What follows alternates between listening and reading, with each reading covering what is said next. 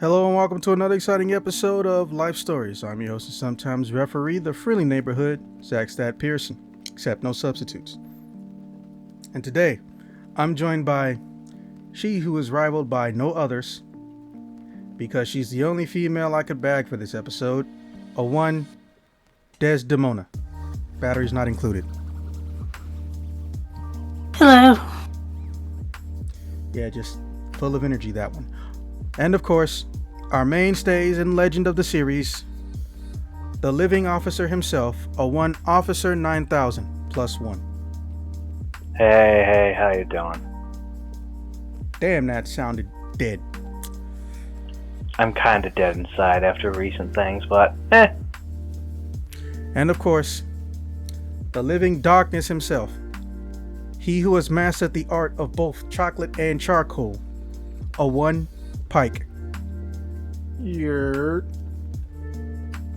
And of course, his eternal rival, the kin to Ryu, the pimp hand to the face, the chocolate to the peanut butter himself, the Wakandan ambassador who comes in shades of chocolate and charcoal, a one Romulus.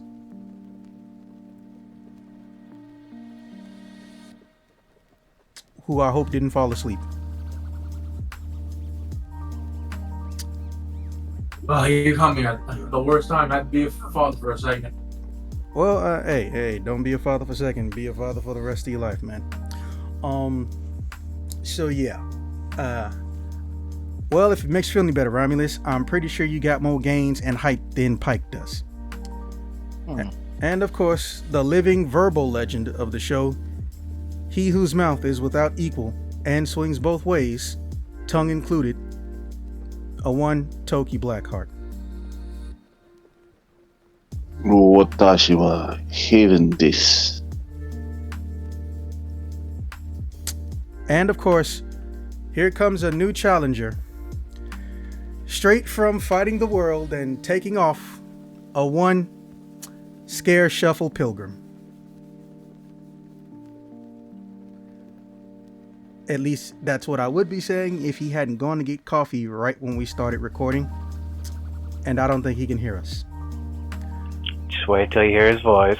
Disclaimer for everyone out there.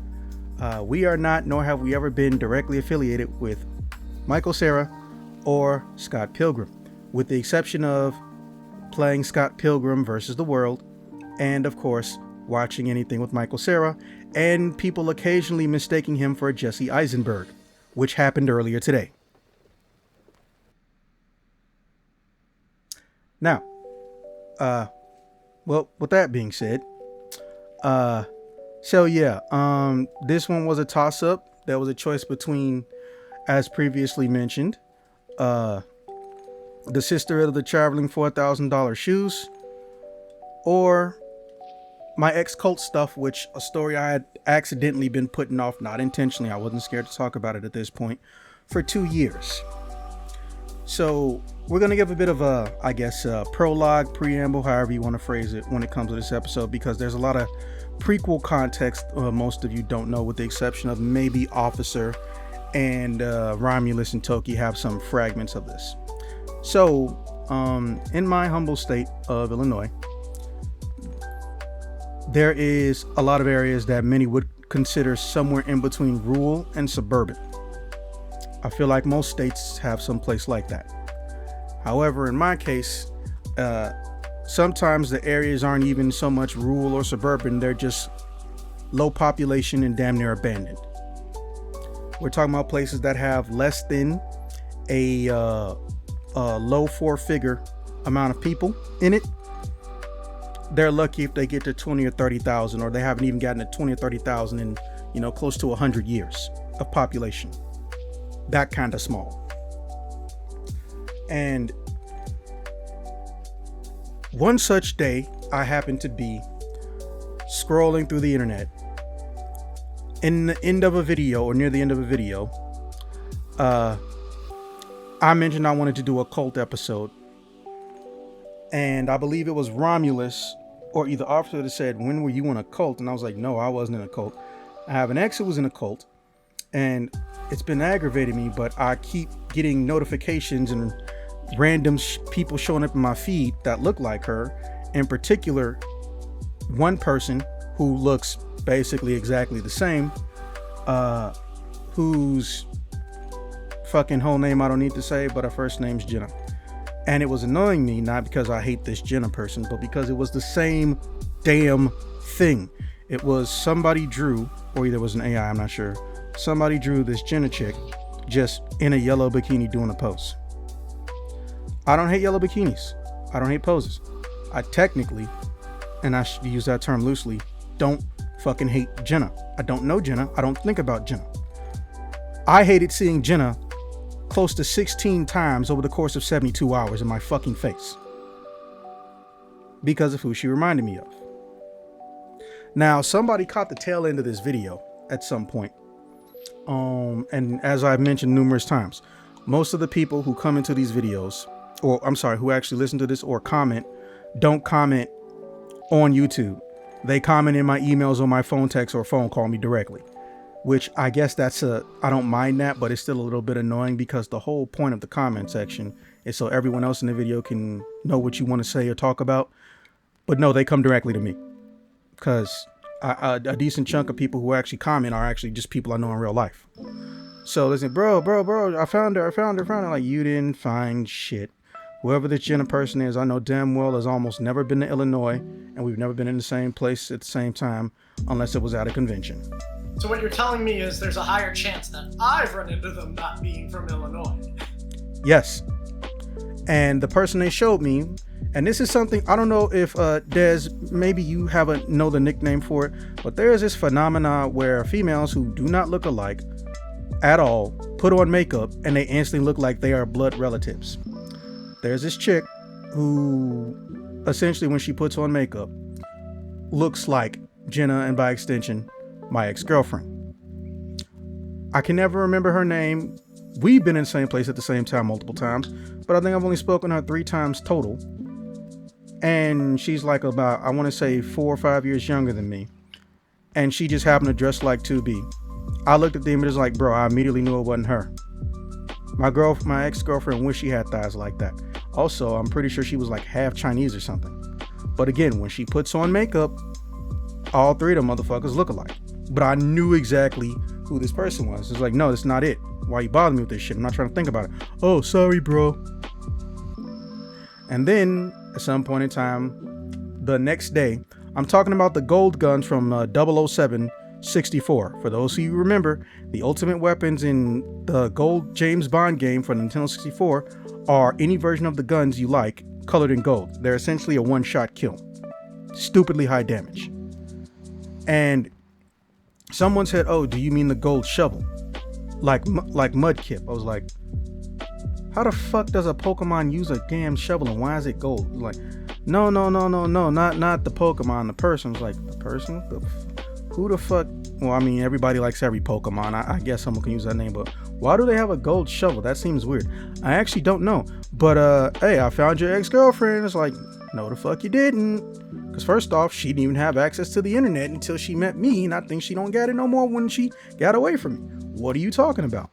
They found some other motherfucker. And this is where it gets coincidental, and I told officer about this at the end, because, well, at this point it was a little bit funny. And apparently she was like putting some chest wax or some shit on some dude on a table that was breaking in the middle of his like bedroom. Twitch is weird. I don't be on there a lot, but I acknowledge that some people do weird shit. And she's putting this shit on him. I was like, who's the girl in this video that's supposed to look like her? Like, don't give me no long ass hour-long, 2-hour-long video. Give me like a short or something. It's like, oh, it's this one. It's like, I look at it, it's like, well, she looks closer to her, but she is at least 4 to 5 inches shorter, and her voice is a little bit more high-pitched. You know, my ex, you know, the voice was a little bit more raspy, but not like that I've been chain smoking, more like that sexy late night voice that everybody likes to hear coming out of a female mouth, whatever that voice is called. I was like, no, that's not her, but this video is strangely weird and funny. Never followed up and watched the whole vid. I don't know, maybe it's just me, but I can't sit there and watch a bunch of white people do dumb shit for 2.5 and 3 hours that don't have a point to it, unless it's funny. And unfortunately, I guess because I was born in the wrong era. Someone getting their chest waxed or their chest hair taken off with like chemical stuff is not entertaining to me. Call it, maybe it's just me. So I was like, nope, that's not her. Painful more than anything. So you have nothing against it. You're just not entertained by watching it happen. Exactly. And then I was like, and this is where it gets ironic for officer. I was like, bro, I bet you that's that fucking Jenna chick who kept showing up in my fucking feed. And he was like, yeah, probably was. I was like, yeah. And I was like, that's ironic as shit. I literally do not think about this girl. And the one time I think I did see her, I walked in the opposite direction out of convention. Again, not because I have anything against her. I was at that point in time where the wound was still fresh, if y'all know what that means. So I wasn't trying to get near anything that would make me think of my fucking ex. Now let's get into that cult stuff. Also, I don't know who found a fucking GIF for the word cult stuff, but fuck you. That is impressive and I'm still mad. That was me. Fuck you. That's impressive. I'm still mad. Deal with it. Anyways. All right. So what ends up happening is I meet her in a very awkward way. So I had a girlfriend who was not necessarily an alcoholic. And I believe she knows I'm going to tell this story, or she would tell this part of the story herself. So I didn't invite her because she would essentially use it to give me secondhand embarrassment, even though we're not dating anymore, because that's one of her favorite hobbies.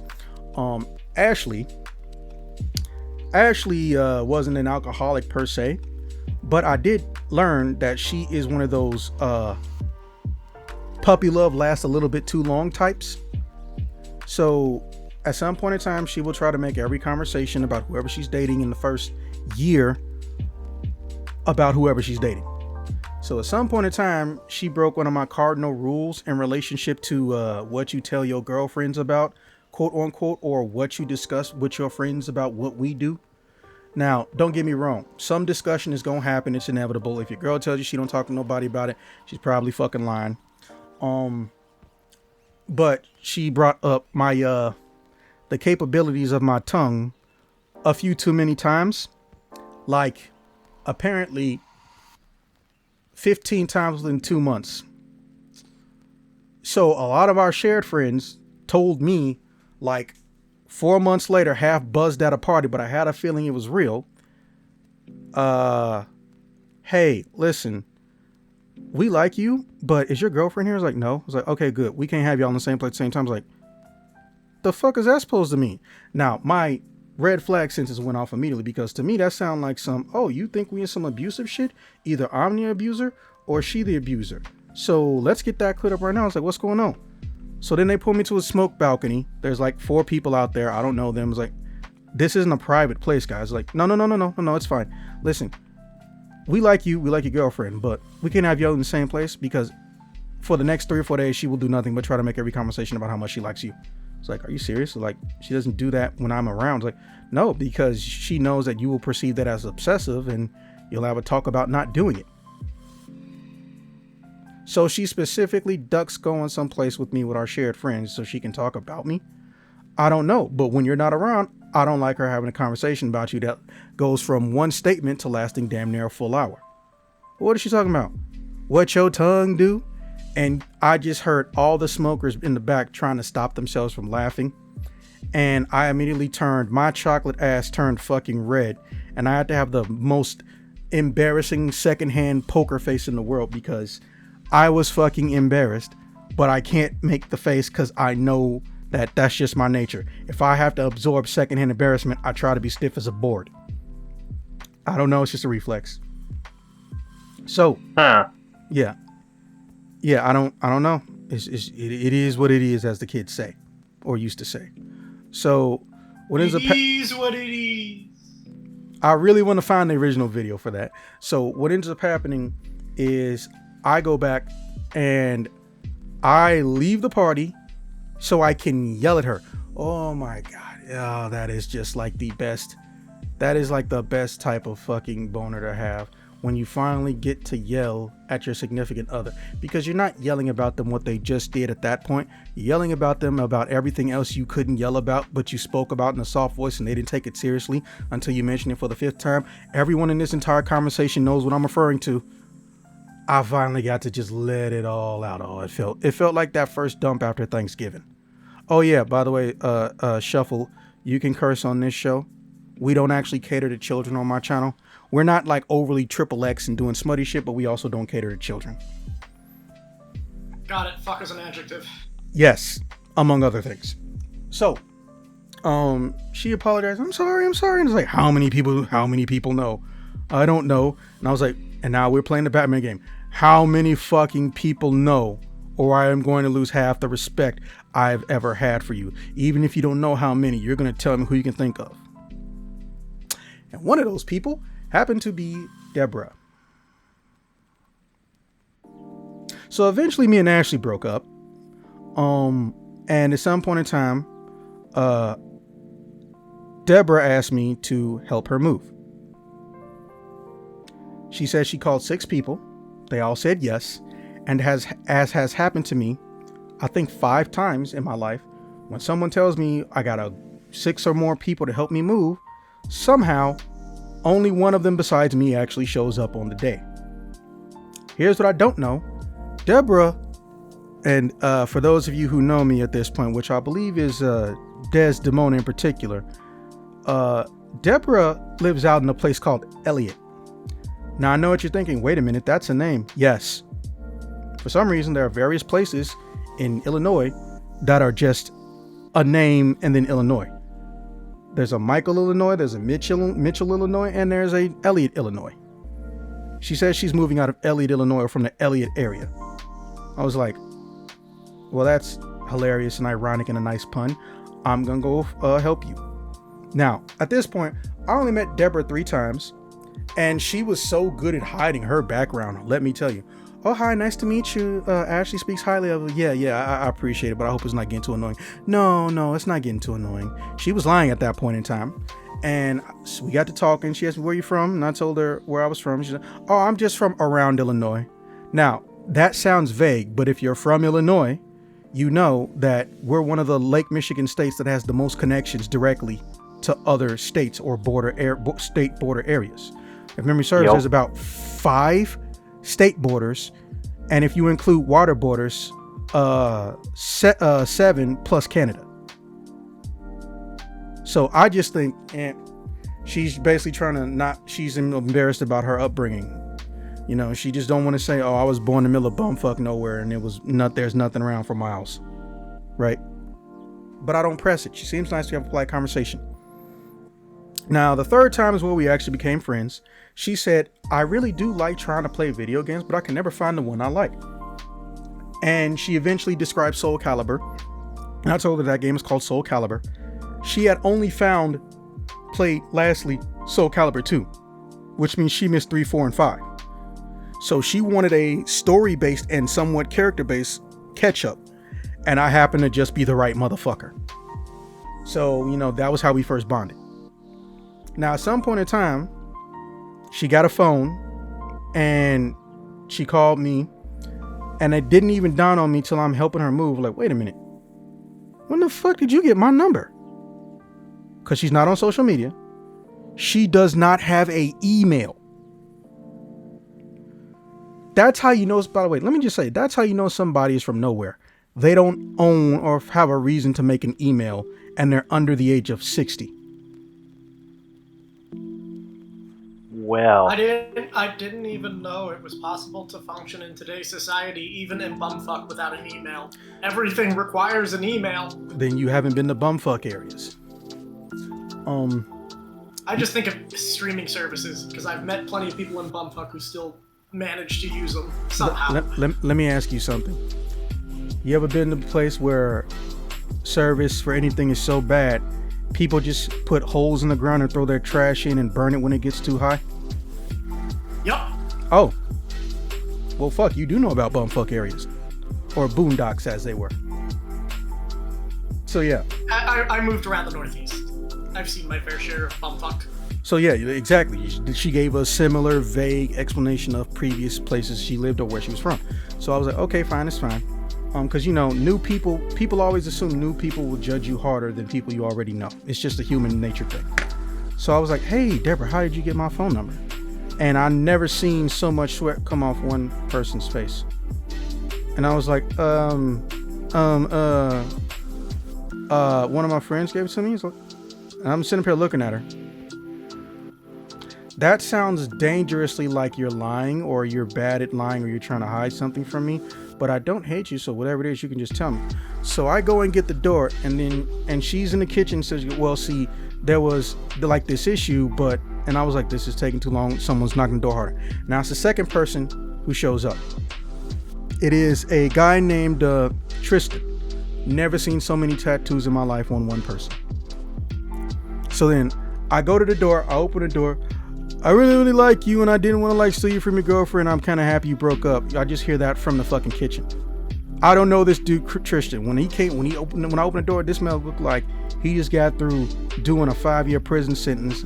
Thunderstorm veins all over his arms, like he lives at the gym or he lives at the prison. And he just started laughing his ass off. Well then. I was like, wow, this is a very, very awkward meeting that he's probably going to tell his friends about. I still don't know how she got my number to this day. But at this point, I didn't care.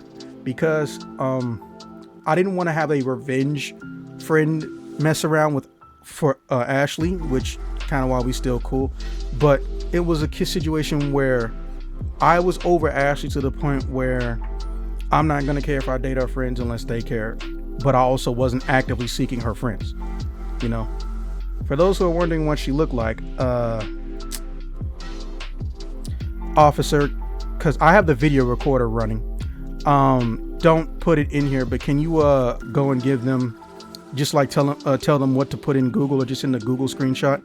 I'm gonna give you the full name of the lookalike.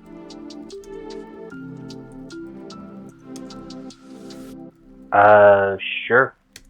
Yeah, so if anyone wants to know, just DM officer, and he will give you a link so you can see what this person looked like.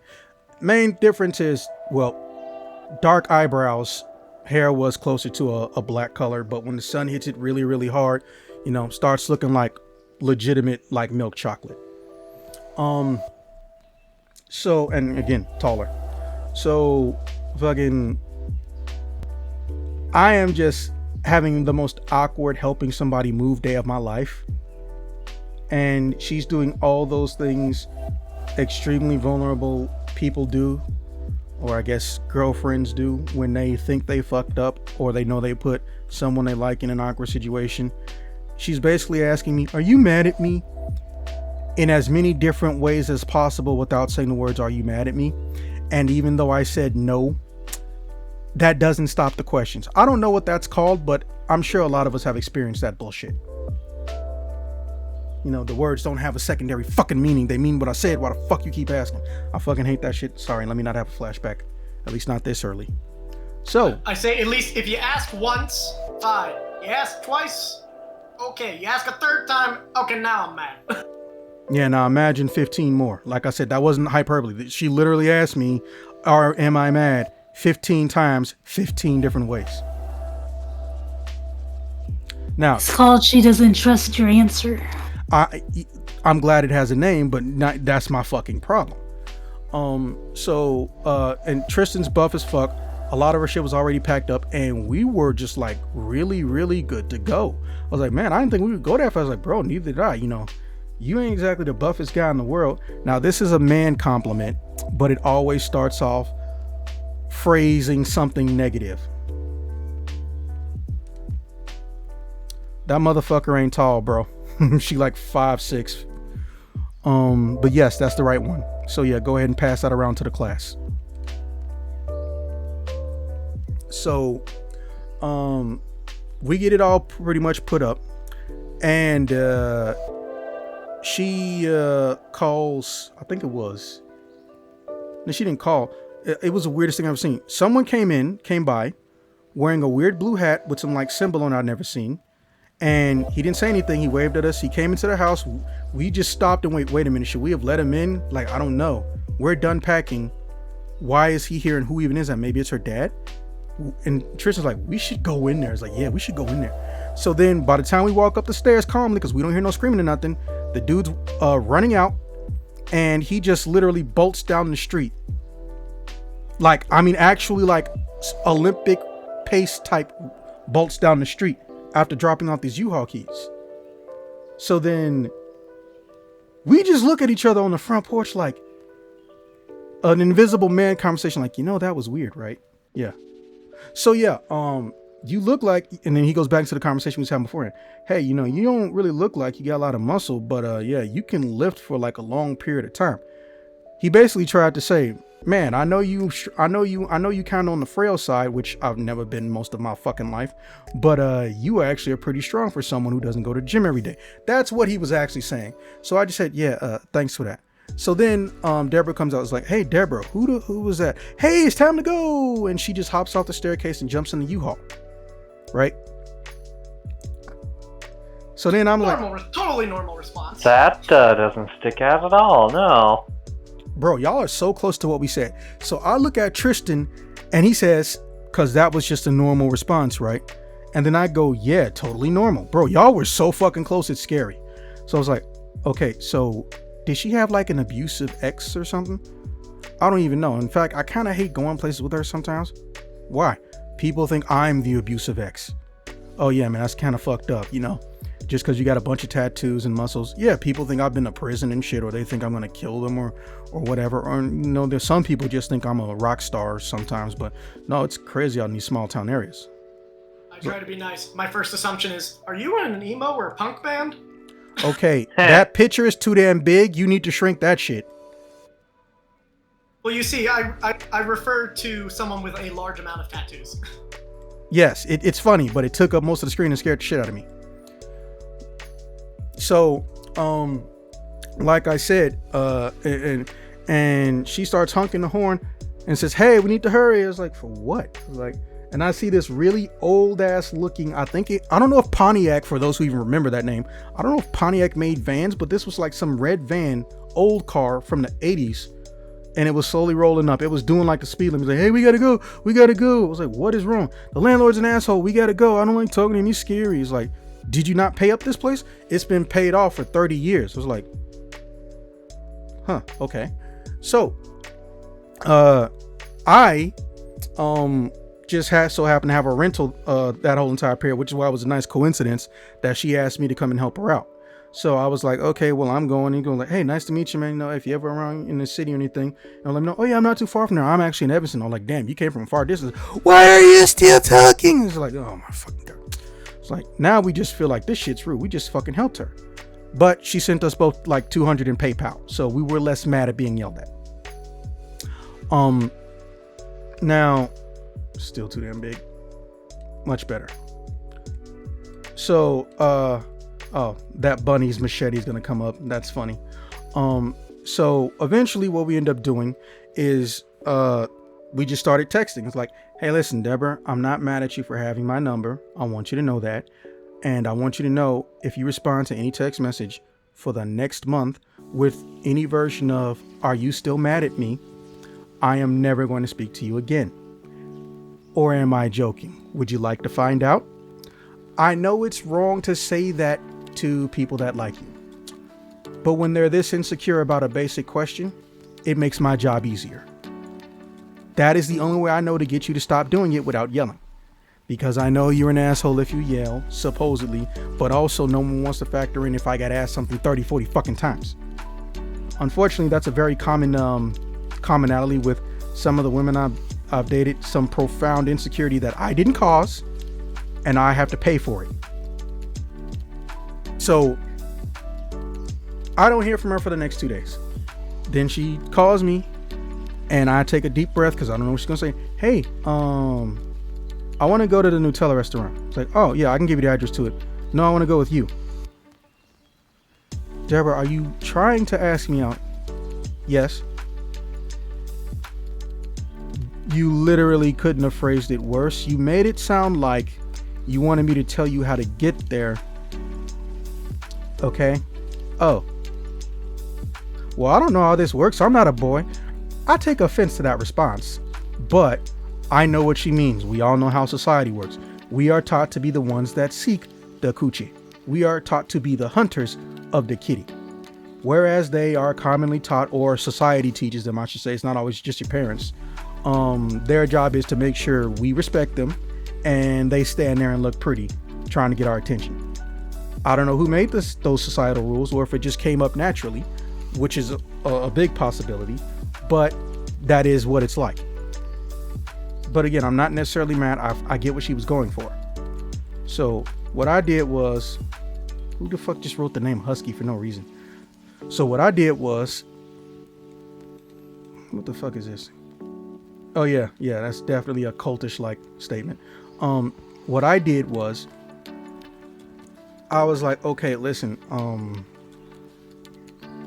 can I just like talk to you right now and get to know you? Like, oh my God, finally, God, why are you making this hard? To this day, I still don't know what the fuck she meant by that. So we start talking, and the Nutella turns into, ironically, what you're going to come across in a few days, Mr. Shuffle. And officer, I don't know if you invited yourself or not. You know what's like 3 or 4 blocks away from the Nutella restaurant, Deborah? What? A giant entertainment amusement center with a movie theater. Oh my God, I love movies. I never get to see them. That's a strange statement. I love movies. I never get to see them. Very strange. At this point, I'm assuming she has autism, or she has autism, or she's saying something that only makes sense when you live in the middle of the boondocks, which I pretty much never have, unless you count Bloomingdale. So I was just like, and even then I was only there till I was like 4. So I was like, yeah. Now, for those of you who want to be, I don't want to say lazy with a date or a group event. Look, downtown Chicago, you can get away with being a cheap bastard. Okay? Just, I ain't gonna bullshit you. $100 downtown, you can have some fun. But this place has all the funs. It has booze, it has video games, it has miniature golf, it has a movie theater, it has a legitimate restaurant, and it has bowling in one fucking building. So when people come from out of town, this is where I send them. When they come from out of the country, this is where I send them. When they're from the boondocks, this is where I send them. Because they're just in shock and awe of everything in the immediate area. I don't know why. I guess they're never used to seeing all of that shit all in one physical location. So she's having a good time, having a good time. I won't go into details because, well, at this point it would be not kiss and tell, but I would look like a hypocrite based on what I said earlier.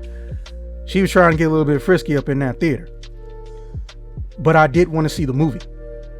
So I had to tell her, hey, I ain't got a problem with this, but you can't be doing this in the theater. Because, well, I mean, I do want to see this actual movie, but I'm not like turning anything down, just not right now. It would later be called the Forward Special. That's a good one. So, I had to channel, once we got done with the movie, I had to channel my inner Romulus, and I had to sense the darkness in a room full of light, or a building full of light, and find a location where we can get some frustration out. And for the record, no, we did not do something that would get us thrown in jail or put on a watch list, just to be clear. But we did something. And no one saw, because, well, I was in a dark coat and I channeled my inner Romulus. So mentally, I felt 3 or 4 shades darker than I actually am. So no one saw us. Because, you know, her skin is basically marshmallow. But since she was inside my coat, no one could see it. Well then. Yeah. Again, nothing that would get us put on a list. But shit went down. That's all I'm gonna say. Now we leave. We start getting to know each other. She asks, can she hang out with me more? And I'm like, I feel the same. She asking, you know, do you want to potentially crash my place every so often? I'm like, yeah, you want to crash my place at the same time too? Whatever, blah, blah, blah. And she gave me specific dates to fucking... I don't know who put that up, but fuck you.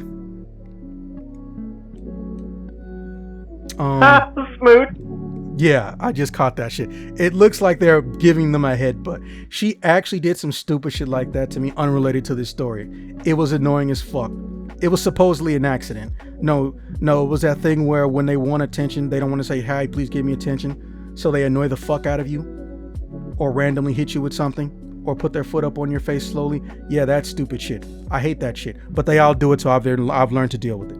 Yeah, but anyways, and we're coming down the giant escalator. So basically, the way this place is done up, every 2 stories is a different floor.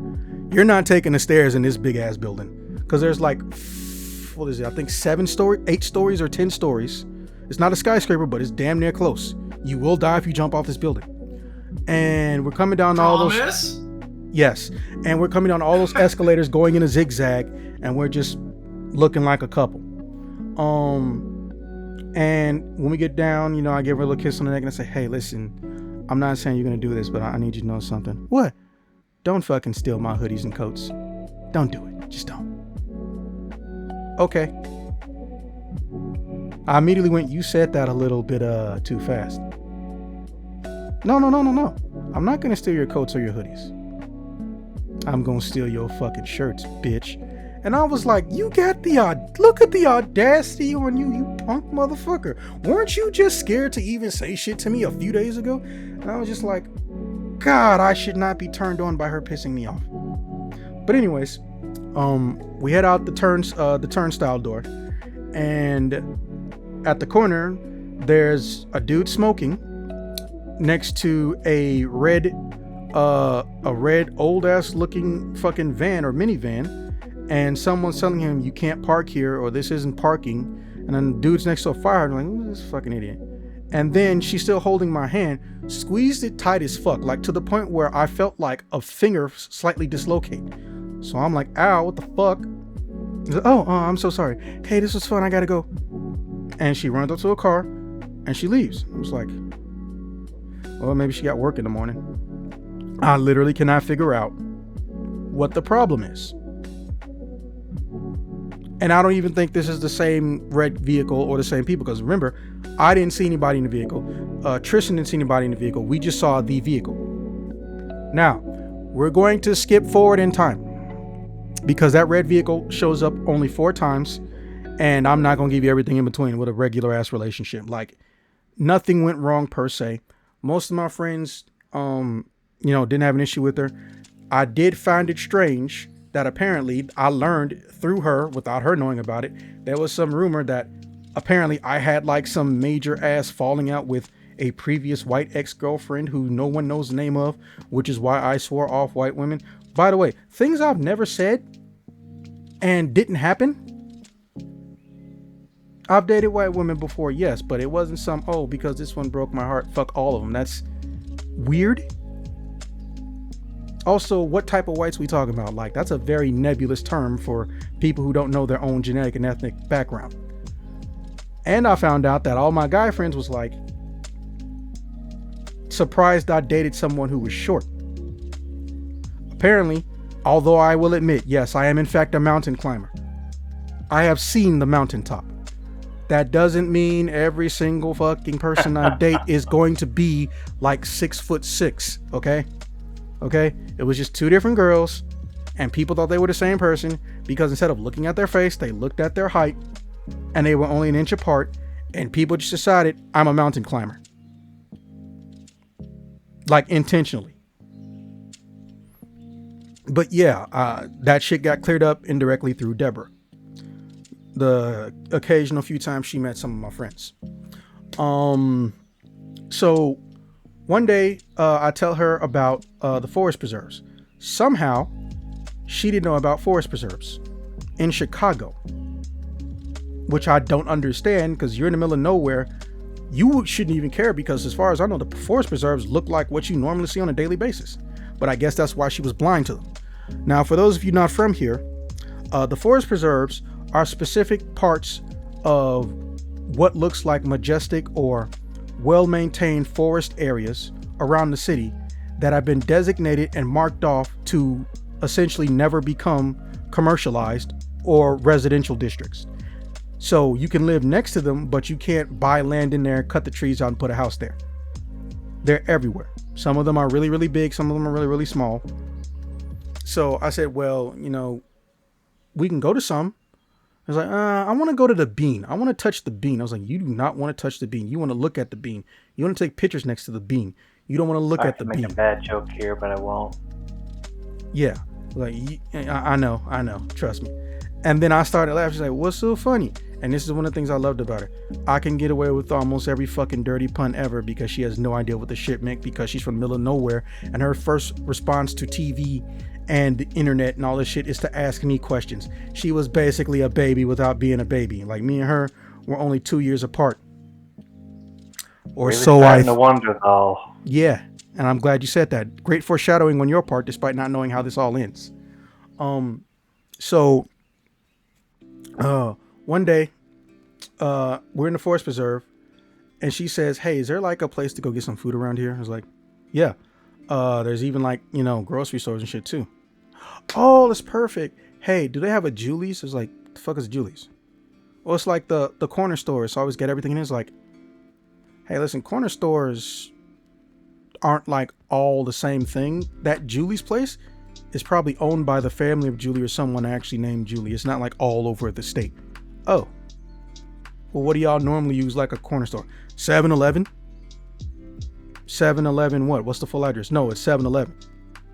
Yeah, but 7-Eleven what? No, the store's name is 7-Eleven. There's a store whose name is nothing but numbers. Yes. That is fucking weird. And I literally, my whole entire life, not until this point, did I realize she was right. You ever know, you just so used to seeing something, but then when someone from the outside tells you about it, you realize, wait a minute, that they're fucking right. Why is 7-Eleven named 7-Eleven? They didn't even fucking have 711 stores when they got big. They were just 7/11, and then they dropped it for a hyphen at some point. And I'm just like, wait a minute, why the fuck do they name it 7-Eleven? That doesn't tell me anything. They could have named it some type of person grocery store, some type of person gas station. It's just 7 and then the number's 11. I didn't realize how weird that was until... So, apparently, the reason it's called 7-Eleven is in 1946, the Totem store, to reflect the company's new extended hours, changed their hours from 7 a.m. to 11 p.m. So they chose to change their name to 7-Eleven. That's still... More you know. The more you know. That's still weird, though. They could have just kept the name and just put the store hours on the front of the door like every other store. But that is interesting. I was going to Google that later. I mean, that's a good marketing tactic, to be real. Well, I mean, hey, it worked. They're the most common convenience store in the whole fucking country. So, lots if of only red Americans flags here. were good. It better. I hope what you told me prior is true. The 7-Elevens in the U.S. better get better. I swear to God. It is. They will. Japan don't play with their food. I'm holding you to that. Please do, because when it starts up, let me know. I want to go buy shit. So there's all sorts of red flags in this doll. Yeah. So I do find it kind of strange that she's never known about. But then I thought about it. Well, maybe she only comes to the city when one of her friends or cousins invites her. Because people don't realize, but a lot of those people who always stay in the city, they ain't coming to the city because they like the city. They would, but they can't afford it. It's because they don't have someone who they can date of a reasonable age in their area, or they literally don't know other people and they're painfully bored. Some people come to the city just to literally be around people, not to move here or to find a job here. And I'm thinking maybe she's one of those. Notice how I'm making up things in my head, which is going to bite me in the ass later. So because I'm making up these answers in my head, I'm not asking questions. Another form of foreshadowing right there. So, we go in and, this is where it gets really, really weird. Romulus and Toki, y'all can back me up. Oh, and Dez too. Chief Dez Demona, y'all can back me up on this very unique, suspicious shit. So, remember I told y'all about that guy who didn't say anything? He had the blue hat with the weird symbol on it I'd never seen. Yeah. So, we're at the Forest Preserve. I gave it out to 7-Eleven. She said, can we go there in 10 minutes? This motherfucker is standing outside with a kid. Kid's probably, maybe 10 or 12. He is not a teenager, but he's definitely not a toddler. Okay? Okay. So then the kid starts running over to her and she starts running to the kid. And I was like, oh, it looks like her. I guess that's her little brother. There it is again. Me putting in the answer to shit instead of asking. Yup. I love how you just always have this red flag meme ready to go. It is so fucking good. What's the phrase? What is the phrase that's screamed at everyone since childhood? What does assumptions do? Make an ass out of you. Well, in this case, it made me a gullible fool, but, you know, tomato, tomato. So, let me tell you how bad these two are running at each other. Mind you, they're not crying. A fucking 18-wheeler dude just gets into it. Because, well, I mean, there was a gas station. You know how it is when there's like a gas station, but then there's like a specific area for the trucks to refuel up? Yeah. So this dude's turning out that way. These motherfuckers are getting ready to run directly where he's turning, right? So I'm like, hey, what the fuck are y'all doing? So this dude in that blue hat, and it wasn't a military hat, takes off. I swear to God, he comes for both of them, picks up the boy, grabs her a little bit by the arm, and the driver stops for a little bit, and then he goes, and then he pulls the window down. He's like, "Hey, you trying to become pancakes?" And he just keeps going. I was like, and I just yell, "Sorry." I was like, and they just keep hugging, and then she keeps patting me. "You're a good boy. You're a good boy. You're a very, very good boy. You're a good boy. I'm glad you're here. You're a good boy." I was like, so does he have autism, or do she have autism, or something else? So then I look at her in such a way that she realizes this is awkward. So he goes, "Oh, this is Jeremy. This is my little brother." So he looks at her and is like, "Little brother." Pets her on the head again. And he goes, "Okay." Like he's sad about this fact. Again, eyes not seeing shit because the heart is blinding me. So I go and look at the dude who grabbed him. I was like, "Hey, nice to meet you. Who are you?" I was like, "Oh no, he doesn't speak."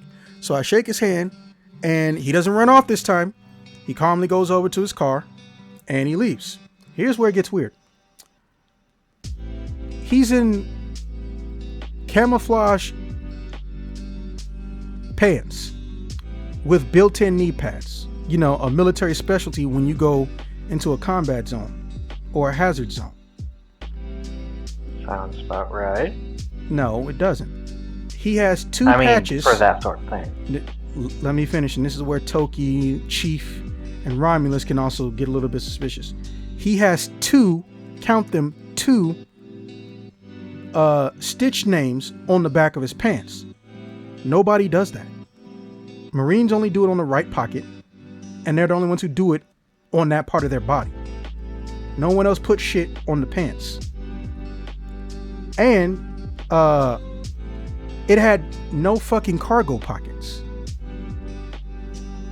And his belt was an ASU belt. Mind you, we all know ASU belts are generic as fuck. And his license plate said like GOV, then the alphanumeric code. So all of us who've been in the military know, like, that is an instant red flag. Something is off. Because at a bare minimum, it's not stolen valor. The issue here is that you don't look like you belong to any section of the military, but you're in a government vehicle, which you have to get permission and authority to be in, but you're also not dressed in military coherent attire. Bright red flags here, all over the place. Shut up. So if memory serves, that's at least what, 2 or 3 UCMJ violations? Minimum? Not a rhetorical question. I was gonna say, it depends. Like, there's a bunch of weird rules, though. If there's, like, you shouldn't have name tags, and you have to remove name tags and rank and official military symbols. No, he's in like a regular ass t-shirt too, a blank t-shirt that's just got one color on. Like, there is some off shit, and it's a GOV vehicle, so there's some UCMJ violations. Now, for the people who don't know, which is, well, everyone except the people I called off. So when you're in the military, and technically when you're a federal agent, you can fall under 2 or 3 sets of rules and regulations or laws. In the case of the military, it's 3. And we also lose double jeopardy immunity. For the listeners out there, or maybe just a few people who aren't in the military, loss of double jeopardy means that you can be tried for a crime after serving the initial sentence. Yeah, scary shit. So I have and now here's the thing. I now have questions about this guy because I am really curious because nothing about him is making sense to me. But that means what? I stopped paying attention to the kid. So I was like, oh, hey, so your brother's going to be in town for a while? Oh, yeah, he's going to be around for the summer. Oh, you got him for the summer? Oh, congratulations. You know, your parents are like helping you with him, right? Like helping pay for him. And she's paused. Yeah. But I'm going to be busy for the next week. But, you know, still want to talk to you. And I haven't spoken to this kid this whole time. And he goes to me and then he says, hey, what's your name? Zach, little guy. Nice to meet you. I shake his hand, right? He grabs my hand, grabs his other hand, and then he looks at me and goes, nice to meet you.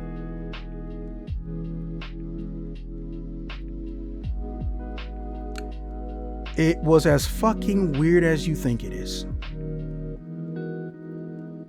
So I'm thinking, okay, this is a fucking nerd or an autistic kid, or he's just weird and he gets bullied a lot. So social norms and cues have not, well, he's not where most people his age would be. I don't know the situation, but I'm not trying to assume. I'm trying to build him up in my head and then ask later instead of, you know, pretending I know for a fact what he is. So, she's like, okay, bye. Now, at this point, I'm not in the rental, but it's near 95th Street. I'm gonna give me some good food. I decide that I'm gonna go to a special house, not just any special house, Woo's house. Now, for those who don't know, Woo's house is one of the best places to get Pan-Asian food in the state. They somehow take some of the most generic shit, sushi included, and it just, the ingredient quality or seasoning quality is just way better, or the presentation, I don't know, but somehow they found a way to just make good Eastern shit, and they not gonna go cheap. So if something's expensive, hey, you gonna pay or buy something else. And Woo's house is like a 4 or 5 block walk. So I go to Woo's house, I start walking, and I see a fucking red minivan at the red light, opposite direction. And they did an illegal 3-point turn and went the same direction that Deborah went off in her car. I literally don't even think these are the same people. I didn't see nobody get out. Remember, the windows are tinted, but I've only seen these people get out of the car twice. It was a dude who was like at least 6'6", lanky as all hell. Like, man, that dude was a toothpick. Like, he Michael Cera when he was young skinny. And I never even really saw the second guy. I just know they're like 5'8", maybe 5'10". Don't think none of it. And they're just like Jehovah's Witnesses. I didn't bring this up earlier because it legitimately didn't have any fucking reference. There was no reason to. Now, speeding forward to the 4th meeting. So, one day, we all just decide we're going to go not only to the Bean, but to the beach. At this point, 2 months have passed. It was a glorious and it was a fun 2 months, if y'all catch my drift.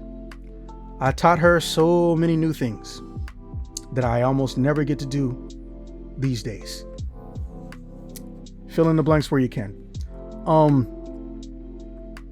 And I legitimately I just went, hey, I like you and I don't think I really have a problem with you, but so I'm a little bit curious. Why is it that there was a red van that you ran from? Because the first time you said it was your landlord and you bolted off in a U-Haul and that thing just refused to do past the speed limit. It's not like it was chasing us. And then the second time you bolted off and they weren't supposed to be parking near a fire hydrant and they probably weren't even the same people. And it was 2 people. You only got one landlord. And I don't even think they followed you. But then again, I wasn't staying around. I had just like walked off or some shit. Or I went around the corner to the Walgreens that's connected to that AMC 21 with all the entertainment shit in there. And she immediately just starts breathing heavy and shit. and her whole face is starting to turn red. You know when white people either have the flu or they're about to cry, when they're like stupidly like marshmallow pale. Her whole face was doing that. Ears was bright pink, nose was bright pink, lips was bright pink. Not in a good way. Forehead was turning pink. I was like, are you having an asthma attack or something? And she looks at me with this, I know the fuck you didn't just say that face. I hate when they make that face. But it's like, no. I was like, oh, okay. Well, listen, I'm a little confused. Now we're sitting at the, just like those painful, hard cement bleachers that are around the Millennium Bean. Most people don't see them because people take pictures of the bean from the front or the side, but those bleachers are on the back. And I'm assuming everybody knows what I mean by the bean. I would hope they would. Wow. Okay. Well, you got to remember, only 3 of us are actually in Illinois. So, true. Yeah. So Illinois has a sister city that they share some parks with, or twin parks. And one of them that we did was a Millennium Park renovation. And we stuck a chrome bean in there, in the center of it. I will try to give you guys an image. Or should I put in Chicago bean in the gifts? Chicago bean. Yep. Found it. So yeah, it's this giant thing right here. Let me just get rid of all y'all shit in the way. See that thing in the back? That's just a regular old bean made of chrome. And we just stuck it there as a tourist attraction in one of the parks that's in the middle of downtown, like almost near the center of downtown. Yeah, I still don't know why people find it so are so attracted to it. Like, for the first time I went, I'm like, I found it by accident. Like, I wasn't even trying to find it the first time I was in Chicago, hilarious. and I'm just like, oh hey, the bean. Anyways. Yeah, and people go under it and through it, and they put their hands all up over it, and they don't clean it till after the fucking park closes. So that's why I tell people, don't put your hands on the bean, because if you got any type of open sore, or maybe your skin just absorbs it too much, you know, you're gonna have to worry about some problems, right? And it's a decent attraction. People love to go through it, but it's Chicago in general. Like, it would be interesting to be in that area in general. It is interesting to be in that area in general. Now I'm going to provide some higher resolution shit for you guys as well as the audience. This is a good one. Here is the bean at night.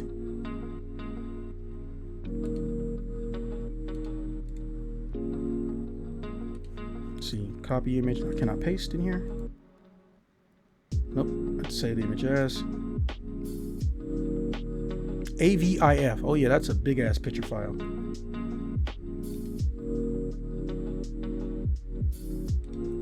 So anyways, while I'm doing this, we go mess around in the bean. Her little brother loses his shit, and he's just enjoying the bean. So I'm like, hey, y'all want some tacos or something, you know? It's like, oh yeah, I heard about those. Like, that's a very interesting way to phrase that statement. What an odd way to phrase. Oh dear. Yeah. So I'm like, have you never had one? No. And then her little brother goes, nah, but the fold looks nice. And I'm just like, these motherfuckers have never had a taco. I have to save these unwashed masses and show them civility.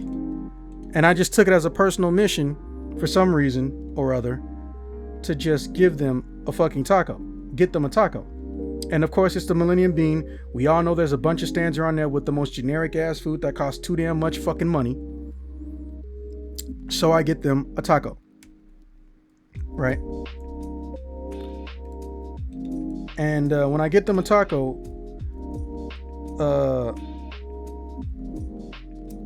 I can describe it, but I cannot describe how I felt about the shit they said about the taco. Oh my God, bro. Like, okay, so I'm gonna start with the youngest motherfucker. I'm gonna start with the youngest motherfucker. I don't know if I brought up his name or not, but due to my, wanting to preserve children's innocence and anonymity, which shit, I think he's grown by now, but still, we're gonna call this kid Doug. Doug goes to me, I don't see the point of the fold. I just scoop everything out with my finger. I like fingering tacos. Yes, he said that. In front of his sister. Oh God!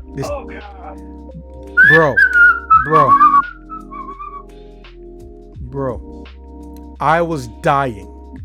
And she looked at me like, the fuck is so funny? So yeah, this is the bean. Oh. Notice all the shit reflecting off of it. And he's like, what the fuck is so funny? And I had to text her while she's standing in front of me. And here's where she fucks up a little bit. Oh, I remember this. This is what you did last night. So I look at her. Mind you, there's at least a couple hundred people in the immediate vicinity. And I make the face like, shut up. And then Doug looks at me, looks at her, looks at me, looks at her. And he just starts laughing. Grown ups are weird. I was like, I know your little bitch ass ain't talking. Now, mind you, I've gotten used to the kid enough to where I can talk to him like that. So we go back to her place.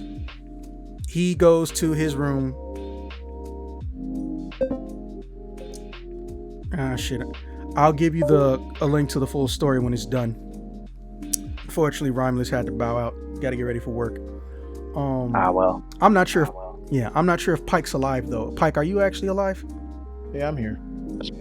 Oh, I've never seen you this quiet. So fucking, we go back to her place. We're chilling, and I'm trying to do that thing where I'm trying to mention I want to get intimate, but not while the kid is in the immediate vicinity. I don't know what you call that. I guess being a parent. So, he naturally decides he wants to go to bed and wash up. He had his fun.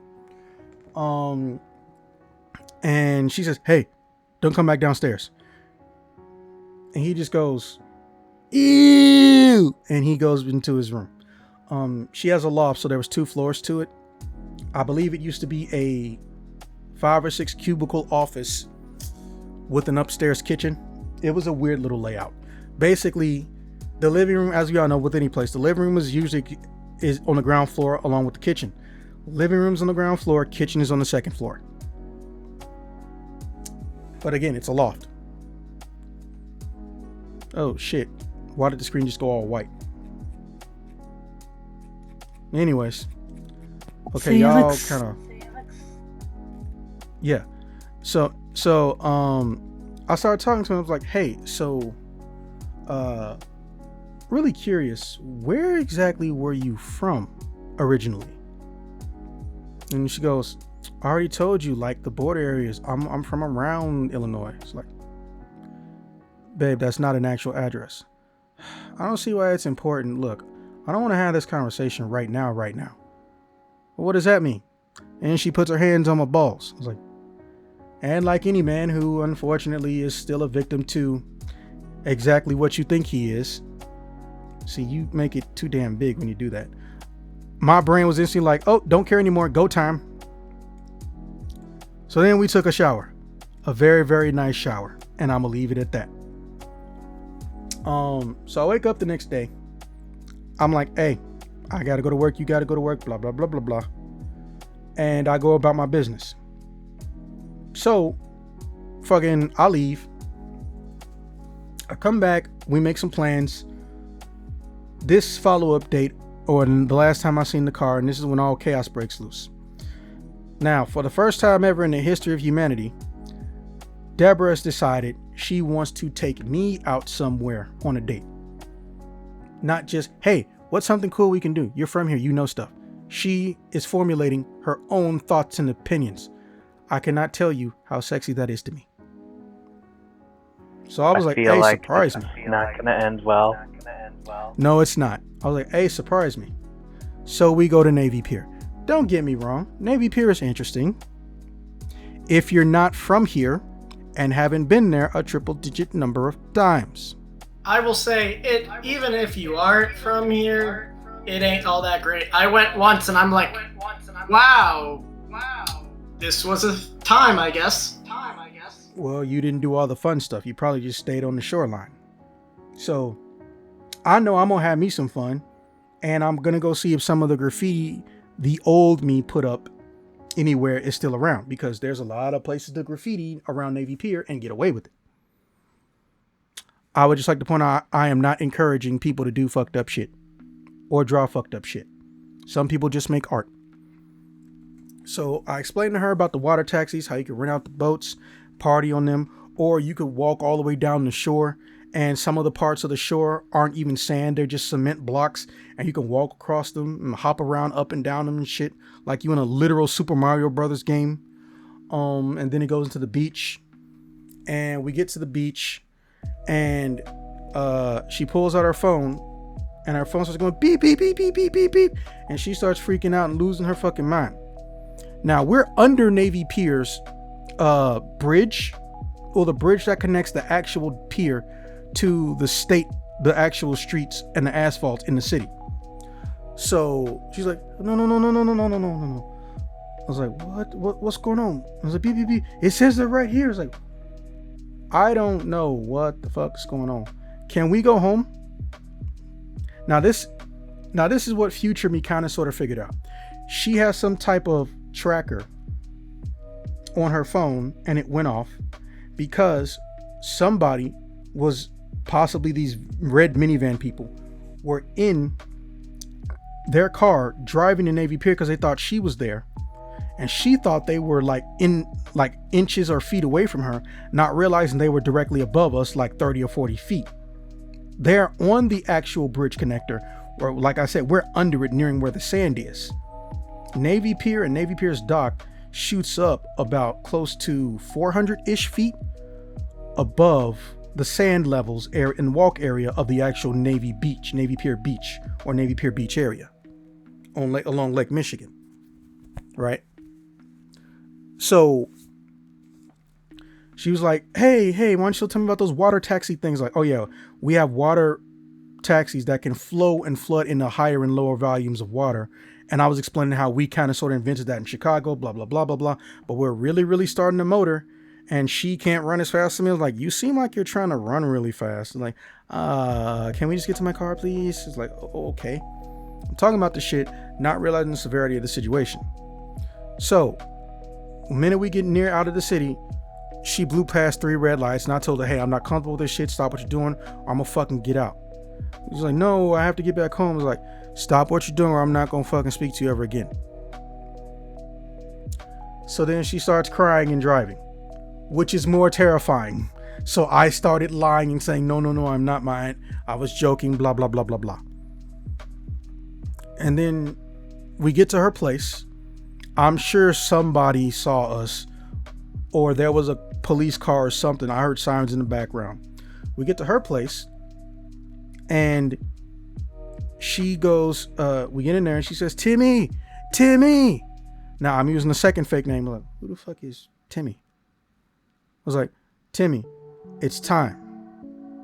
He rolls his eyes and he says, okay. And he goes back upstairs. And she looks at me, and she starts looking at her living room, and she keeps looking back at me. Like, I don't know what's going on. And she says, please don't lose my number. Please don't lose my number. Okay, I don't want to lose your number. And then she says, hey, I need you to go and get the grill out of my public storage unit. It's like, you want me to randomly get a grill out of public storage unit? How far away is it? Oh no, it's in the back shed. It's out in the back. I was like, oh, I thought your back was just a parking lot. Yeah, it is, but that little area back there is like almost like a garage shed thing. It's gonna be in there. I go and get it. I come back. They're both gone. Most of her shit is still there. The TV's not even turned off. So I start calling her, and she says, I promise I'll come back later tonight Did you just make me a house sitter after canceling a fucking date? She starts laughing. Hey, I gotta go. I'm driving. I can't talk and drive. Yes, the irony is palpable. So I'm just like, let me go and rummage through this house. By the way, I'm not saying y'all should do this, but obviously there was extenuating circumstances. Shit is looking very suspicious. I'm basically trying to play the data analyst game as a certain shuffle would and see if I can figure out what the fuck is going on or what the fuck is wrong. I don't figure out much, but I do find a state ID, and it was of the kid, and it says his name was what she said, but I changed to Timmy for this story. So I'm just like, did she steal her child from her ex? Did she make me an indirect accomplice to kidnap? Would I count as an accomplice? That's the worst thought I'm having. Now, just to be clear, in this story, and you can foreshadowing why I'm even bringing this up, I'm around 24, 25. So this is like right after the military, somewhere around that time. I think it's like 2015, 2016. And another reason it couldn't be those other two people, well, except for the one person, because the ages don't line up, and you'll see what I mean by that very soon. So 8:30, 8:40, 9 rolls around. I'm watching TV, and I just hear a knock on the door. It's like, Deborah, it's time, Deborah. You know what you were meant to be, Deborah. Please come out, Deborah. Yes, I'll go to the door. totally normal thing to hear at someone's door. At 9 at night. Yo. So I go to the door, and it's one of those double doors. It's a metal door for security, and it's a regular wooden door. I open the wooden door because I ain't stupid. So it's like, Deborah's not here. Who are you? And then, right when the dude introduces himself, I was like, hi, I'm Joseph. I'd like to come in. That's not how that works. Like, I'm offended you even said that. Like, I was gonna do it. And then the other guy says, Joseph, you have to remember, they're not us. Now that can have so many meanings coming from two Caucasian people. My first thought would be, you racist motherfuckers. That was my first thought, but I didn't act on it because I don't know enough. But here's what I did notice. You know what's in the parking lot? A red minivan. A red truck. Mm-hmm. Now these are two different people. Both of these guys ain't even 5'6". I was like, hey Joseph, the fact that you're an adult and you don't know people don't just do what the fuck you want them to do is a little bit disturbing. But I'm a boyfriend. I don't know why you're looking for her. Why are you here? She didn't even say you were coming. Well, I imagine she wouldn't. It's like, okay, well, I need you to, if you want to get in, you're going to need to say something that isn't ambiguous. So his other person taps him, doesn't say anything. He bows his head down in sadness, and he gets behind him. It was weird, like they switched places where they were standing instead of just talking to me when I could see both of them. I was like, that was weird. Let me close the door a little bit more. I was like, hi, I'm Michael, or Michael, if you prefer. No one calls you Michael. I just straight up said it to him, like, I don't like these people. I was like, see, I'm looking for her because, well, it is now time for Deborah to receive her gift. Okay, well, she's not here. You can drop it off if you want to, but you two ain't holding anything. I was like, no. It's time for her to receive her gift.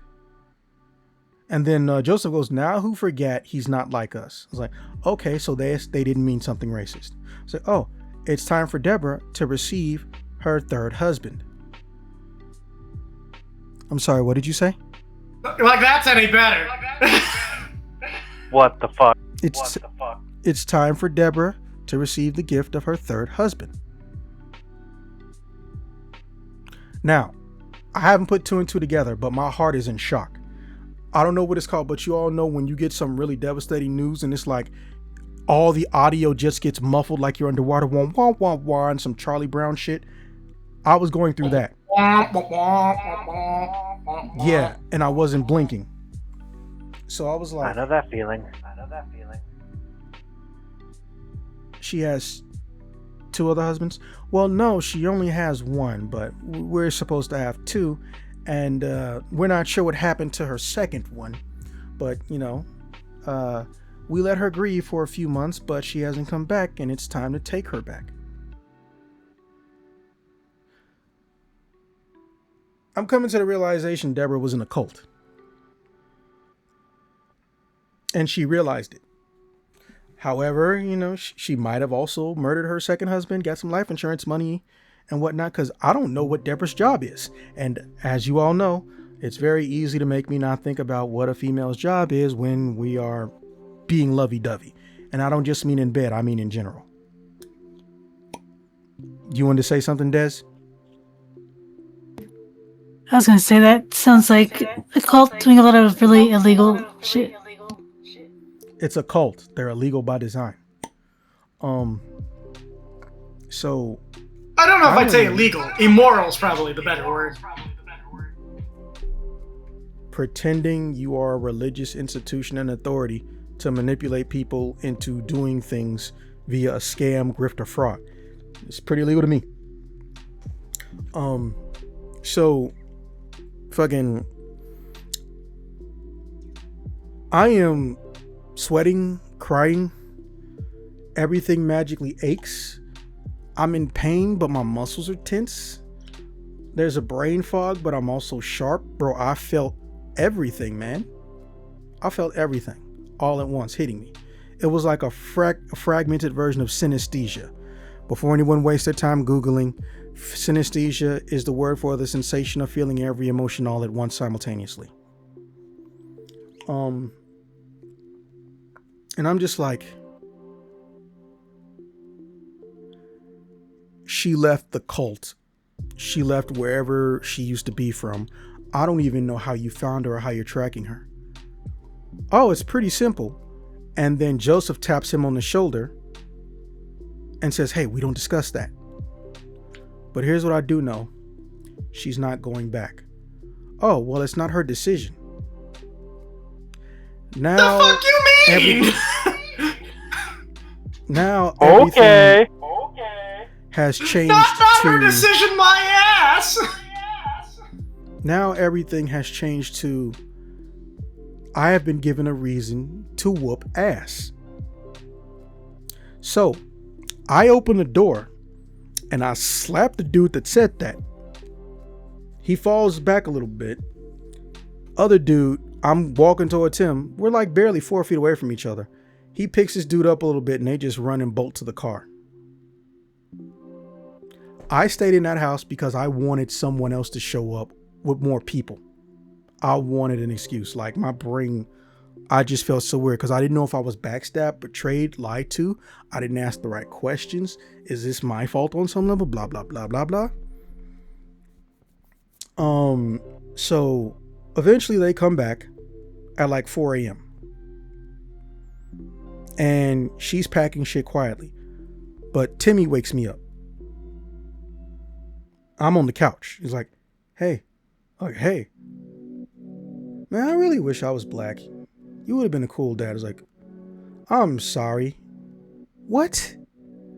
Well, let me recap. It's 3 or 4 a.m. He wakes me up where she's trying to sneak and pack and says, I wish I was black. You would have been a cool dad. Like, yeah, I hate having to always put on all this like SPF lotiony makeup stuff, man. But you know, well, supposedly the skin cancer thing is a problem. It's like, you have cancer? No, I mean, it's like, it's how mom told me dad died. I can't remember which dad, but it's how she told me one of my dads died. And, you know, I burn really easily in the sun too. But if I had some black gene stuff, you know, I would at least be able to tan, or it wouldn't hurt me in the mornings. What? Now, brain fog, but 4 or 5 minutes into it, I realize what this kid is trying to tell me. He doesn't hate being white. He hates being so white that he burns almost immediately in the sun with little to no effort. So he has to put on a lot of sun blockers. I empathize with that kid. I'm in the same boat. I sadly do, because 95% of the time in my entire life, anytime it was sunburn, sun poisoning. Much worse. Yeah, like even on your profile picture in your suitcase, you are already starting to sunburn. It was crazy. So fucking, I was just like, Where's your mom? Hey. She told me not to wake you. I'm gonna go hide in the kitchen, okay? Where's your mom? Oh, she's getting makeup and stuff in the bathroom. So I go in the bathroom. She's using her cell phone light, not the flashlight. I turn the light on. She immediately starts crying and doesn't say anything while she's still packing. I have to go. No, you don't. No, I have to go. You don't understand. You were in some type of a fucking cult. They came here today. Are you okay? Did they hurt you? Now you care about me? You know what I mean? I was like, no. Mind you, at this point, I'm not living at home. It's 2015, maybe 2016. Let's just say I lived in a lot of places in the year 2015, 2016. It was not a fun psychological time for me. And I'm over her place, and I just start yelling. I don't even remember what all I said, but I just started yelling. I don't think she's technically a ginger. Demona is though. So fucking eventually we stop yelling. There's a loss of energy and we're both also sad at the same time. No one can understand one another. It was one of those ugly cry fight things. I don't even remember what half she was saying. I don't even remember what half I was saying. But basically it boiled down to Timmy is her son. And she tried to hide and duck getting married.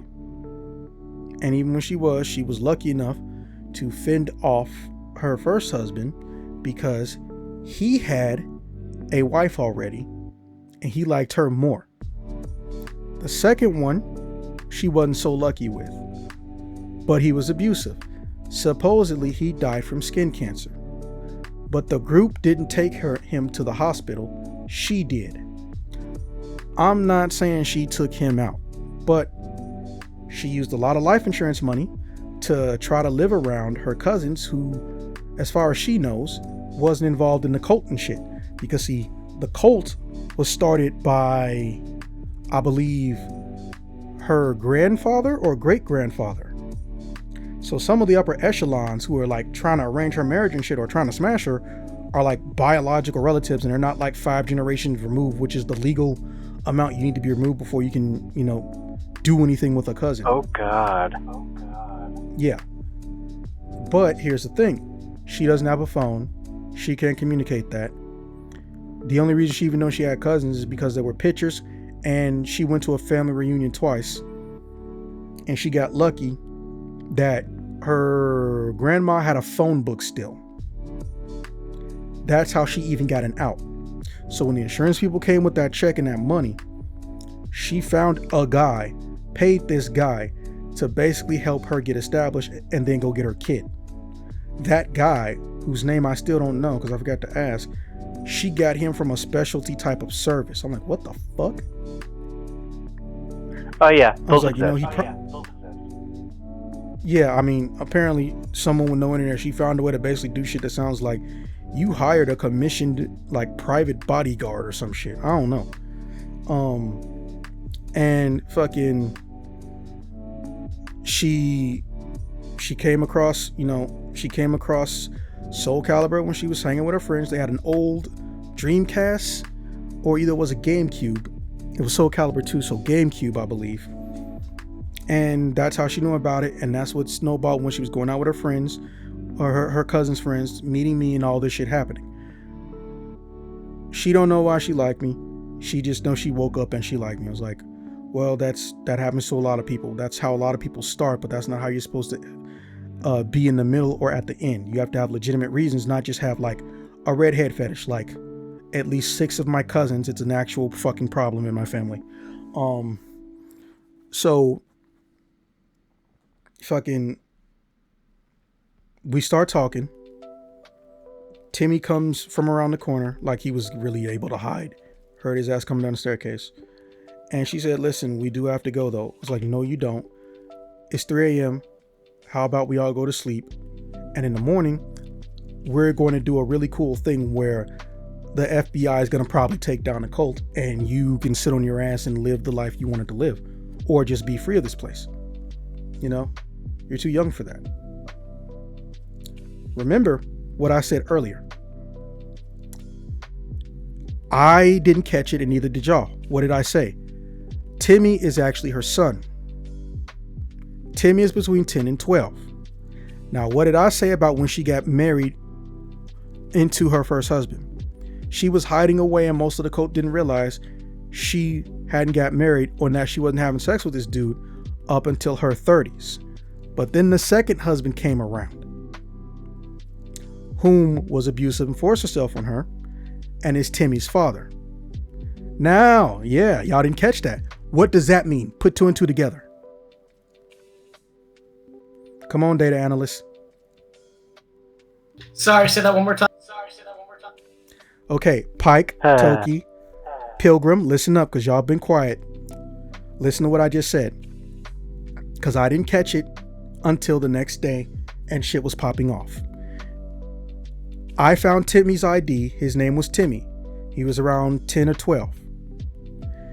Her first husband, she got arranged forced marriage into after trying to duck marriages until she was 30. Second husband comes around, Timmy's biological father. He's abusive and he actually does have his way with her without consent. And then, you know, however many years after that, about 10 or 12 years later, because this all happened in the past 12 months, she gets life insurance check and she bolts off with her 10 or 12-year-old son. Do you understand? Do y'all get it now? Somewhat. Yeah, nah, shit's fucked. Toki? Yeah. I said Toki. Yeah, this motherfucker fell asleep. Okay, so for those who haven't caught it yet, she's damn near 50.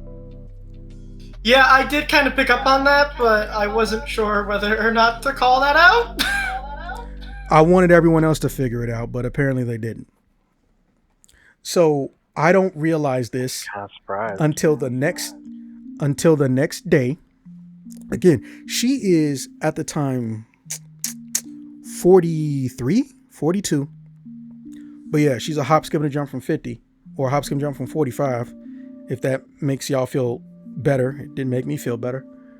And it doesn't hit me until we were watching something on Netflix. Like, wait a minute.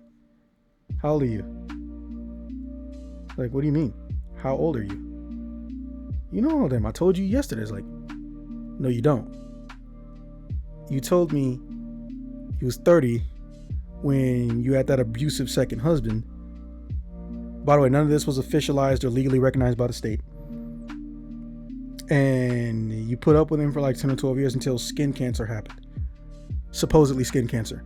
Yes, supposedly skin cancer.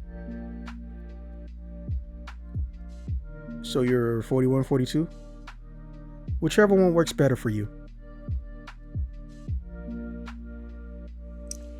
So I sit there with like sweat coming down my face. And she's like, what's wrong? I was like, Deborah, how old do you think I am? What, you're like 24, 25?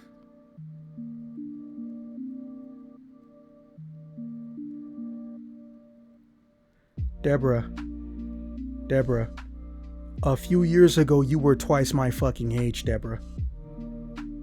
Okay. Then I remember. What did I say? She grew up in a cult.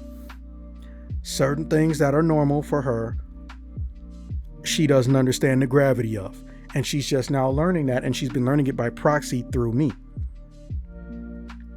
So I'm like, Deborah, go make an email, okay? And also consider getting an associate's degree in anything. Go do some college courses. You still got all that money from your husband, right? Like, yeah. I was gonna buy a lot of guns to make sure no one follows me. But they gave me the special call, so I don't know anymore. I was like, the fuck is the special call? Someone threatened you? I was like, no, the special call. I don't know how to explain the special call. It's like if you could control a mind, and then use it on someone. That's her actual description. What? I'm sorry. Mhm. Say that again. But you getting what I'm saying now. I don't know what the fuck she meant by that. I was like, okay, listen, you gotta stop being scared of these people. I will beat anyone's ass if it means you're safe. I don't know what we're going to be. I was like, what's wrong with what we are? It's like a lot of things.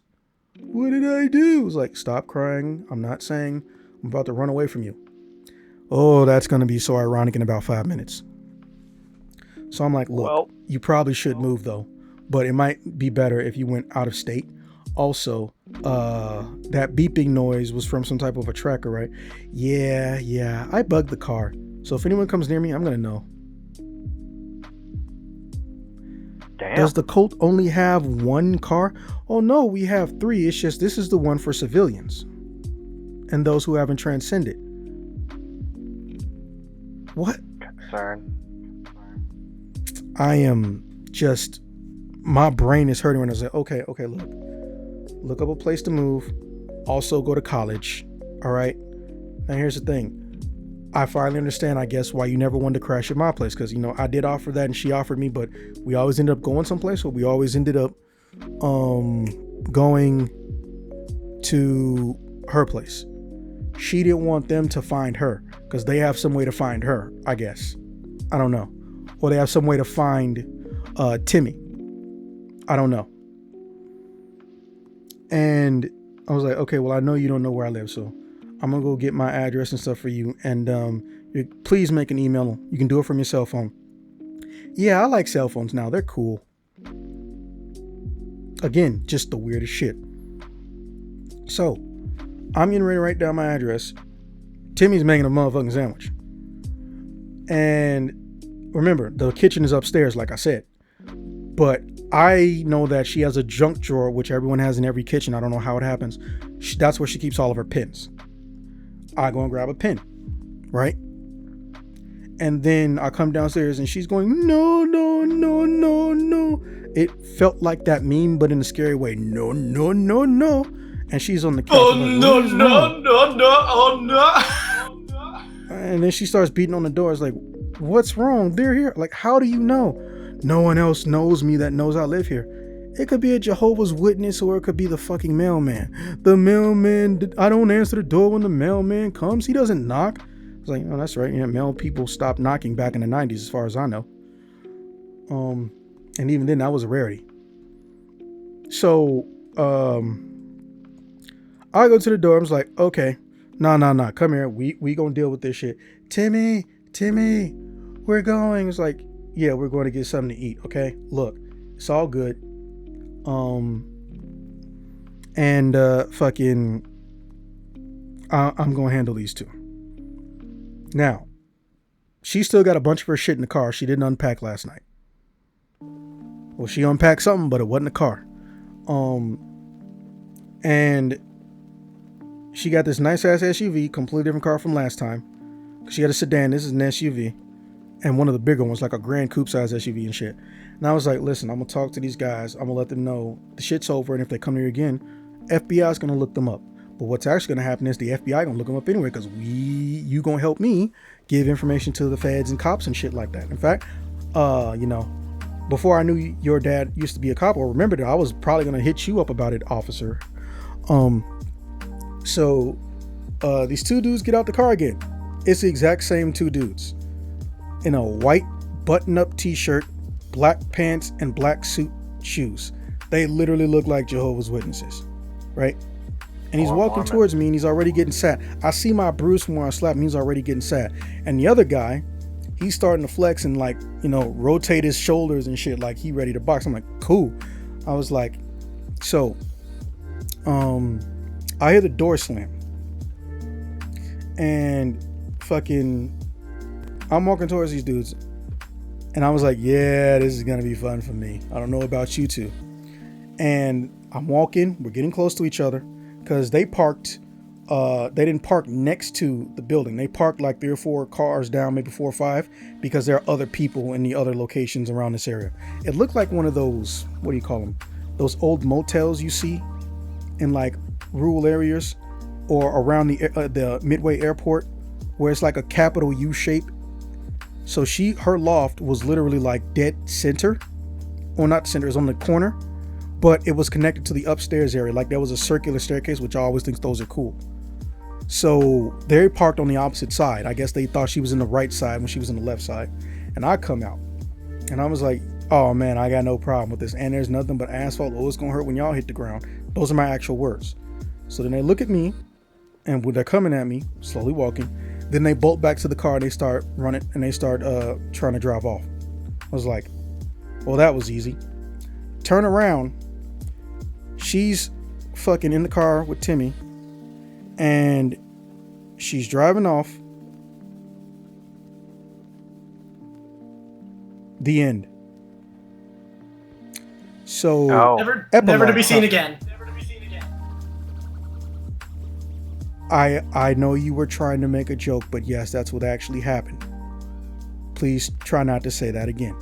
So I, being me and locked out, I sit on one of the bumpers or whatever it is called when you go and park and they got this thing for you to stop your car, you know, not to go past, what a cement triangle thing is, for like 5 hours.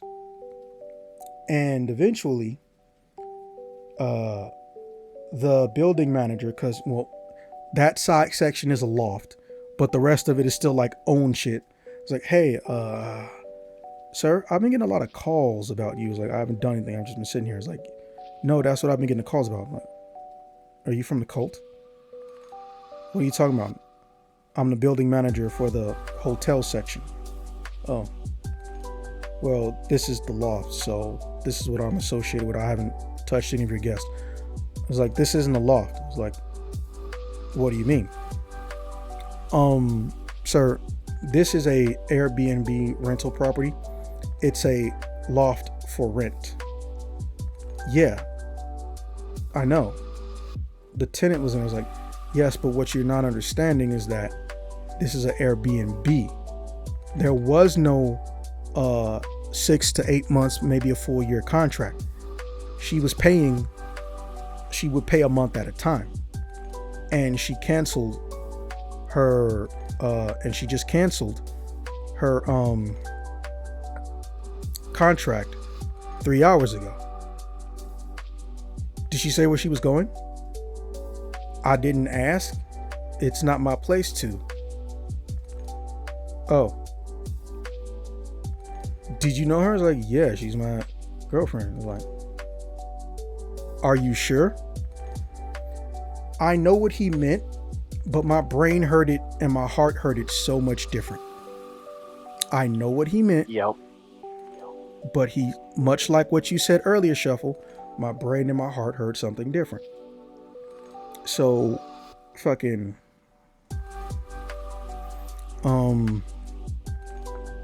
I am not in the city. She didn't live in the city. I did. I'm in a little bumfuck nowhere. My wallet, my second wallet, my other wallet, unfortunately, I was temporarily removed from for a decent chunk of 2015. We're not going to discuss that, though. It's a very annoying and aggravating story. Was in there. And dude let me know I was not allowed to go in and get it. And then he just drops on me, hey, can you just like leave?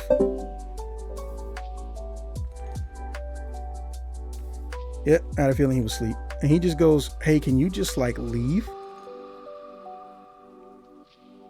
I'm sorry, what?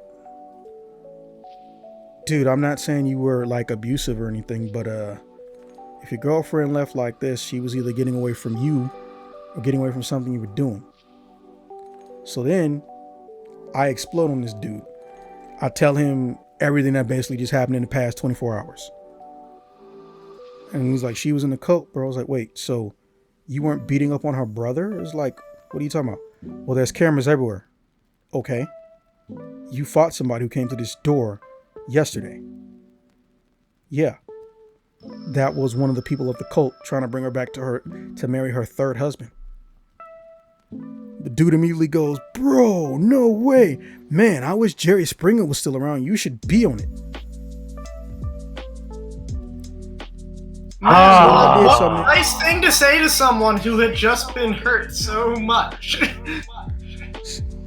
So then I do things to this dude that I'm not proud of. I did see him years later and he apologized and I was like, no, I feel like I went overboard. I apologize. Apparently, well, this is much, much later down the line. Like 2020, I bump into this dude. Apparently, like his whole entire management staff or whatever, got in his ass about it. They chastised him. They didn't fire him because once I explained the story, they realized how fucking cruel he sounded. But obviously I really wasn't going to go get my wallet. So I walked almost 2.5, 3 hours to get to a metro that can just get me back into the city.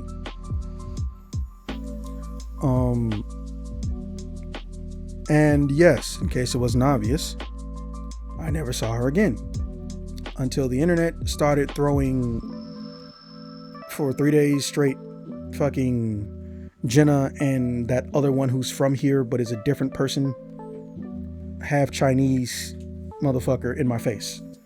And then I mentioned it at random near the end of a video to Officer, and here we are telling the story almost 2 years after the fact.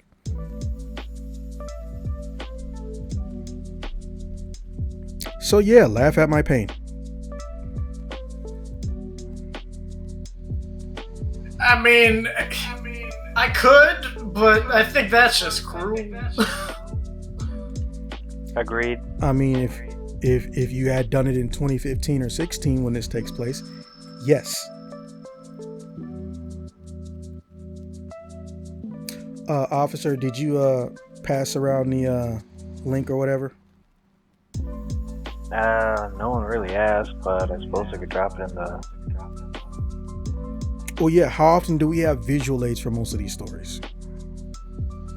So yeah, imagine that person that he's about to send y'all, but 5'10", maybe 5'9", jet black hair, down to her shoulders. Fascinating. That's one way to put it. Dropped it in the... Oh my. And Oh. for the record, she doesn't. And for the I've seen record, this she chick. doesn't. A lot of people have, which is why it kept coming the fuck up in conversations. Yeah, like in It's like, person, yo, like last week. I found your ex-girlfriend, man. She's a Twitch thought now. I was like, no, she's not. She didn't even have the internet capacity to set up a fucking Twitch. You're really spot on. She's very short in person. I mean, based on everything you said, yeah, I would find that hard to believe if they actually did that. Also, here's another one that's easy to match.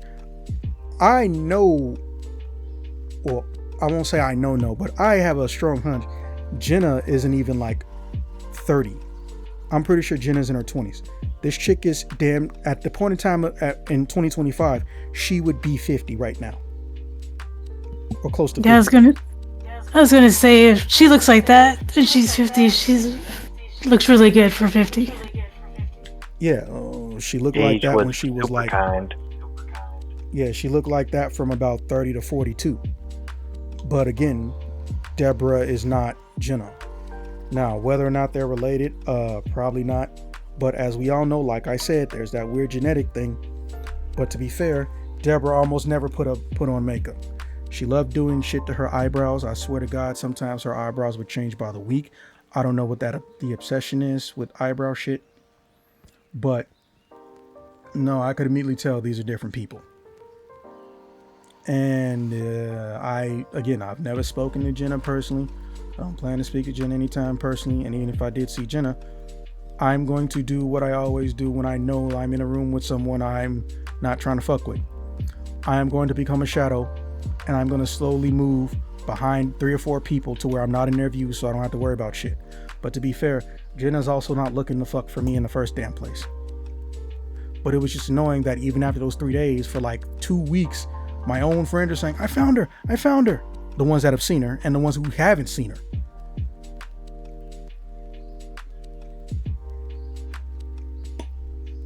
So yeah, and plus I think I don't have an OnlyFans account, and I told y'all how I feel about Twitch. It's hard for me to do shit with anybody on Twitch. I've never heard your opinions on Twitch, but I'm new here, so. Well, it does. No, I'm talking about just today. Like, this is my first time talking about it, but I actually, since its inception and even during the pandemic, I only used Twitch for like 4 people, but it was because they were playing games I didn't know if I would like and they were funny. So the concept of a Twitch thought, OnlyFans people, or just people who just live online chronically and get people to give them thousands of dollars to play dress up while sitting in a chair, or sit in a chair and play a boring game, I can't get behind. You have to be funny, or you have to hate the same things I do. That's probably why Hassan Piker does so well. Hassan sits around all day for almost 10 hours, and he talks about fucked up shit somebody did in politics that day or that week. He's basically a long format version of The Daily Show mixed with TYT, the show he used to be on. Okay? So like, that website is not inherently meant for me in the first place. But also, yes, I go to conventions. But you know what? I'm not going there with the specific goal of fucking. Does it happen? Yes. I'm not dead. And I'm not a stick in the mud. But again, I'm not going for ass. I'm going because I like seeing my old friends. And as I've told many people who've seen me, I like to try to get people who are dressed as certain characters I know to take funny pictures, because the sexy shit bores me to death. And I only do it if someone asks me to. And the epic shit, it doesn't bore me to death, but I really lose interest after like 2 hours. So I'm there to meet new friends, talk to people, have fun conversations, go to a party, play some games with cool people, and occasionally get them to take a funny ass picture. Or if I think the outfit is cool, you know, it's going up on YouTube some point.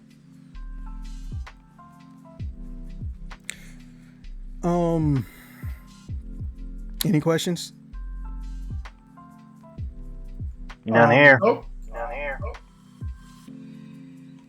Yeah. I had one, So- but Go ahead. yeah, go ahead. What's your question? Mine.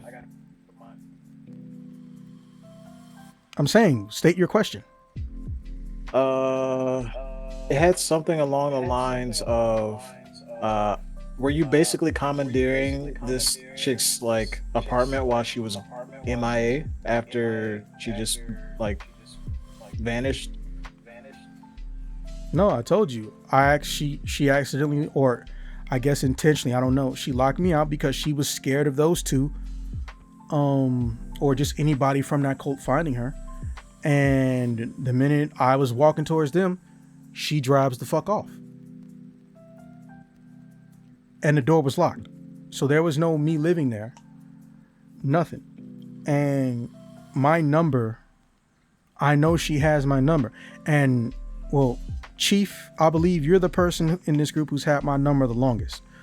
My number has been the same for almost 20 years straight. Like, Chief knows my number. Her fucking son has my number. It has not changed for over 20 years.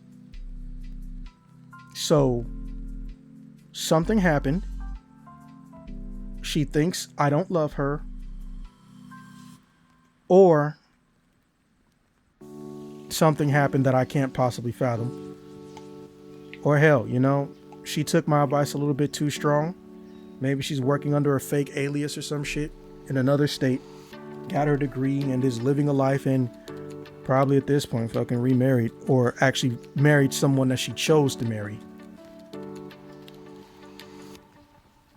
one can hope they turn their life around, but there's no way of knowing. Yeah. So I don't like necessarily, I won't say I don't like looking at Jenna. I don't, but that sounds mean, you know, like it has a different context. I don't like seeing the face or faces that remind me of someone that hurt me to that extent. There, I phrased it better. And also, I don't have an OnlyFans account. So I'm not looking up anyone in particular for anything whatsoever.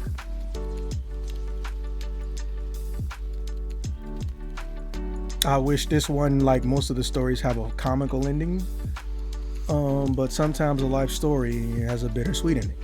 And in case actually none of y'all were here except for Officer, as you well know, whenever I do a life stories about an ex-girlfriend, it usually ends with me being hurt. So yeah.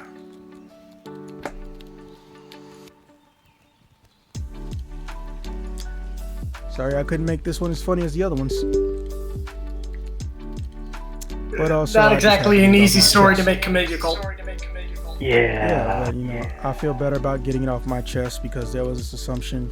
Well, a lot of this shit really just got tied into the belief that I either have some type of allergy to white women or that I had some type of hate boner for fucking Jenna because she habitually showed up in my feed with her little middle-aged not clone makeup clone about a year and a half ago at this point. Nope. I'm one of the main reasons I'm even doing this, besides I needed to get it off my chest, honestly, is because I want to finally give this to my friends who are like, always asking for the long version of this story. Because some people, like I said, have met Deborah. They thought Deborah was cool. They don't know where Deborah is.